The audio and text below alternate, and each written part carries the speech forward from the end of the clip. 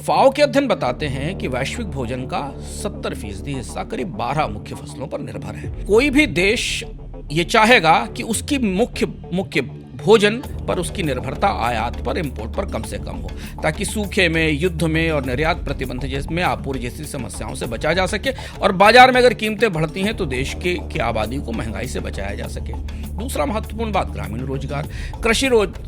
कई देशों में रोजगार और जीडीपी का बड़ा हिस्सा है। जैसे भारत को देखिए, 37-47% लोग एग्रीकल्चर पर डायरेक्टली और इनडायरेक्टली, प्रत्यक्ष या परोक्ष रूप से निर्भर हैं। इंडोनेशिया में करीब 22% आबादी कृषि पर निर्भर है। अगर कोई इंपोर्टेड फूड बाजार में आता है, गेहूं, चावल, तो इससे इनकी जीविका पर असर पड़ेगा और सबसे बड़ी बात है, राजनीतिक तौर पर वोट पर असर पड़ेगा।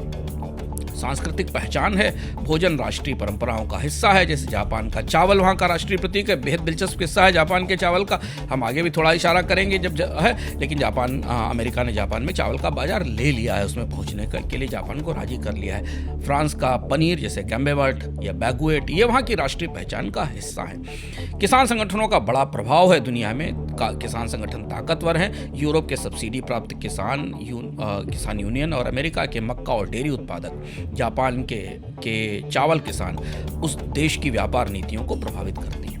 और इसलिए मुक्त व्यापार पर दस्तखत करने वाली सरकारें, WTO के भीतर आने वाली सरकारें, तरह तरह से FTA फ्री ट्रेड एग्रीमेंट करने वाली सरकारें 4-5 तरीकों से अपने यहाँ एग्रीकल्चर प्रोडक्ट्स को आने से रोकती हैं। और ये स्पष्ट रूप से खड़ी गई बाधाएं हैं व्यापार की, जो पूरी दुनिया में स्थापित है।